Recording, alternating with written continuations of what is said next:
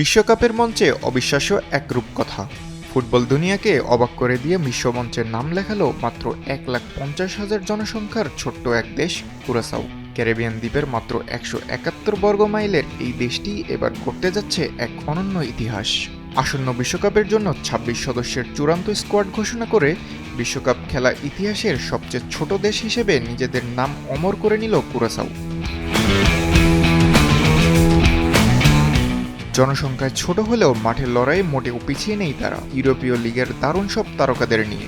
English club মিডলসব্রোতে খেলা সেনজো Hansen, সব মশার বিরুদ্ধে সুরক্ষা দিতে এলো বসুন্ধরা এক্সট্রিম অ্যারোসল, মশার বিরুদ্ধে এক্সট্রিম সুরক্ষা। শেফিল্ড ইউনাইটেডের তাহিদ চং কিংবা স্পার্টা রটারডামের সুরেন্দি সাম্বোদের মতো প্রতিভাবান ফুটবলাররা কাঁপাবেন প্রতিপক্ষের রক্ষণভাগ। তবে মাঠের ফুটবলের চেয়েও বড় চমক অপেক্ষা করছে দলটির ডাগআউটে। বিশ্বকাপ শুরুর মাত্র এক মাস আগে প্রধান কোচ ফ্রেড রুটেন পদত্যাগ করলে রক্ষাকর্তা হয়ে ফিরে আসেন 78 বছর বয়সী অভিজ্ঞ ডাচ কোচ ডিক অ্যাডভোকাট। আর এরই মাধ্যমে 2010 বিশ্বকাপে 71 বছর বয়সে গ্রিসের ডাগআউটে দাঁড়ানো অটো রেহগেলের রেকর্ড ভেঙে বিশ্ব ইতিহাসের সবচেয়ে বয়স্ক কোচ হিসেবে ইতিহাসের পাতায় নাম লেখাতে যাচ্ছেন তিনি।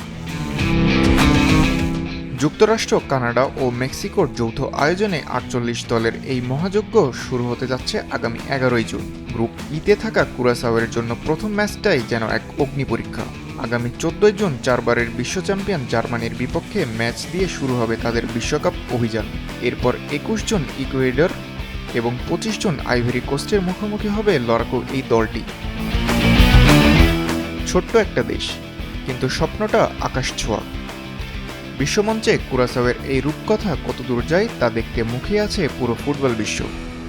তাহিরুল ইসলাম, ডেইলি সান।